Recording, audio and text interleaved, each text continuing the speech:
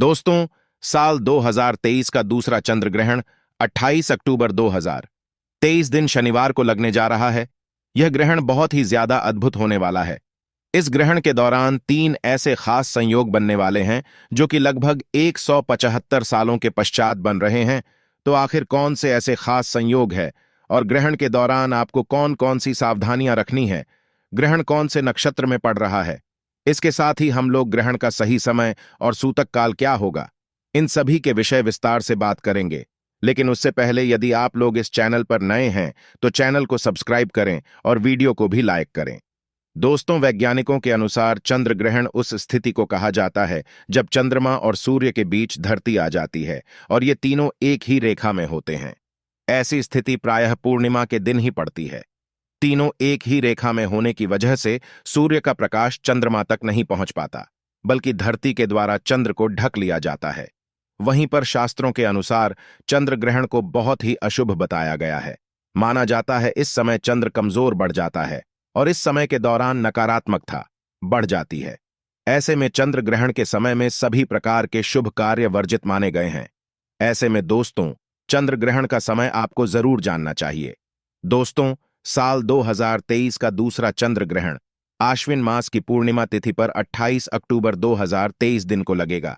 यह एक उपछाया चंद्र ग्रहण होगा, जहां एक तरफ 14 अक्टूबर को साल का पहला सूर्य ग्रहण लगा था, वहीं पर ठीक इसके 14 दिनों के पश्चात 28 अक्टूबर को साल 2023 का दूसरा चंद्र ग्रहण लगने वाला है। शास्त्रों में बताया गया है, यदि एक ही माह में 15 दिनों के अंदर 2 ग्रहण लगे तो यह बेहद ही शुभ संयोग माना जाता है। ऐसे में आश्विन मास की अमावस्या तिथि पर जहां एक तरफ सूर्य ग्रहण लगा है, तो वहीं पर के शुक्ल पक्ष पूर्णिमा तिथि पर साल का दूसरा चंद्र ग्रहण लग रहा है। ऐसे में यह दोनों ही ग्रहण बहुत ही ज्यादा अशुभ होने वाले हैं और इस ग्रहण में आपको सावधान रहने की जरूरत है। दोस्तों, आपको बता दें कि यह संयोग कई वर्षों में केवल एक ही बार होता है। इस ग्रहण में एक और बहुत ही ज्यादा भयानक खतरनाक संयोग है। दोस्तों, आपको बता दें कि 14 अक्टूबर को दिन शनिवार था और 28 अक्टूबर को भी दिन शनिवार है, यानी कि दोनों ही ग्रहण दिन शनि को पड़ने वाले हैं। माना जाता है शनिवार को पड़ने वाला ग्रह ग्रहण बेहद दुर्लभ होता है। दोस्तों, साल 2023 का दूसरा चंद्र ग्रहण कन्या राशि और चित्रा नक्षत्र में पड़ने जा रहा है। चलिए जानते हैं ग्रहण के सही समय और सूतक काल के बारे में। दोस्तों, चंद्र ग्रहण में सूतक काल ग्रहण लगने से थी 9 घंटे पहले शुरू हो जाता है। ग्रहण के सूतक काल के दौरान सभी प्रतिकार के शुभ कार्य की मनाही होती है। इस दौरान देश भर के तमाम मंदिरों के कपाट कर दिए जाते हैं। यदि आपको ग्रहण लगने का सही समय पता है तो आप उसमें से 12 घंटे घटाकर के सूतक काल निकाल सकते हैं।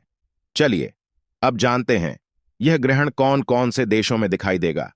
हम लोग इस विषय पर भी बात करेंगे कि ग्रहण के दौरान हमें कौन कौन सी सावधानियों का पालन करना है। दोस्तों, यह ग्रहण पश्चिमी Africa, north America, south America, Pacific, Atlantic और आर्कटिक में दिखाई देगा। यह ग्रहण भारत में भी दिखाई देगा, तो ऐसे में हमें ग्रहण से जुड़े हुए पालन अवश्य करना चाहिए। चलिए जानते हैं कौन कौन से ऐसे वह नियम है जो कि हमें ग्रहण के दौरान मानना चाहिए। दोस्तों, शास्त्रों के अनुसार ग्रहण के टाइम में कभी भी भोजन नहीं पकाना चाहिए और ना ही भोजन खाना चाहिए। इस दौरान पानी भी नहीं पीना चाहिए। हालांकि जो लोग बच्चे हैं, बुजुर्ग, बीमार हैं, ऐसे व्यक्तियों पर यह नियम लागू नहीं होता है। वह लोग भोजन कर सकते हैं और पानी भी पी सकते हैं। दोस्तों, चंद्र ग्रहण को कभी भी खुली आंखों से देखना चाहिए। चंद्र ग्रहण के दौरान ग्रहण से बहुत सारी नेगेटिव किरणें निकलती हैं। यह कीड़े ने आपकी आंखों को नुकसान पहुंचा सकती है। ऐसे में ग्रहण को देखने के लिए हमेशा ही उचित उपकरणों का प्रयोग करना चाहिए। शास्त्रों में कहा गया है कि ग्रहण के दौरान भगवान की किसी भी चीज और मूर्ति आदि को हाथ नहीं लगाया जाता है।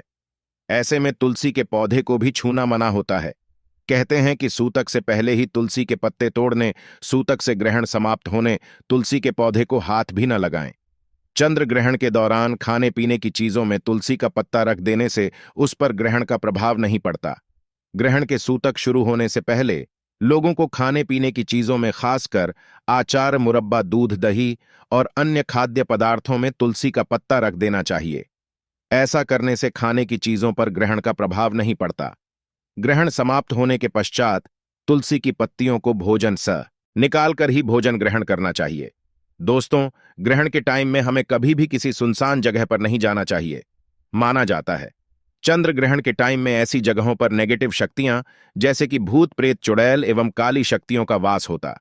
दोस्तों, चंद्र ग्रहण के टाइम हमें किसी तिराहे या चौराहे पर पड़ी अनजान वस्तु को अपने घर में नहीं लाना चाहिए। दरअसल ऐसे समय में तांत्रिक लोग अपनी काली शक्तियों को सिद्ध करने के लिए ऐसी जगहों पर रुपया पैसा सिक्का छोड़कर आ जाते हैं। यह यदि आप अपने यहां आते हैं तो यह आपको भारी नुकसान पहुंचा सकता है। दोस्तों, चंद्र ग्रहण के टाइम में हमें अपने बालों और नाखूनों को नहीं काटना चाहिए। ऐसा करना शास्त्रों में बेहद अशुभ बताया गया है। चंद्र ग्रहण के टाइम में हमें इस बात का ध्यान रखना चाहिए कि हम अपने घर में मौजूद पूजा स्थल में प्रवेश न करें और ना ही हमें मंदिरों में प्रवेश करना चाहिए। इस दौरान निरंतर गायत्री मंत्र का जाप करते रहना चाहिए।